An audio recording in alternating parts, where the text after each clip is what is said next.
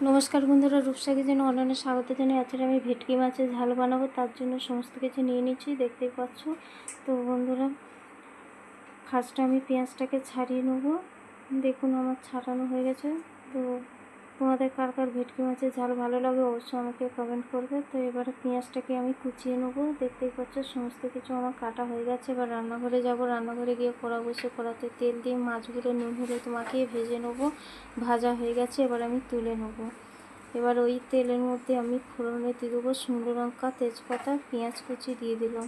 তারপরে কাঁচা লঙ্কা, আদা রসুন পেস্ট দিয়ে দিলাম, দিয়ে টমেটো কুচি দিয়ে দিলাম, পরিমাণ মতো নুন, লঙ্কার গুঁড়ো দিয়ে দিলাম, তারপরে জিরে গুঁড়ো, ধনে গুঁড়ো দিয়ে দিলাম, দিয়ে হলুদ দিয়ে দিলাম, দিয়ে একটু নেড়ে চেড়ে সামনে একটু চিনি দিয়ে দেবো স্বাদ হওয়ার জন্য। ভালো মতন কষিয়ে পরিমাণ মতন জল দিয়ে দেবো।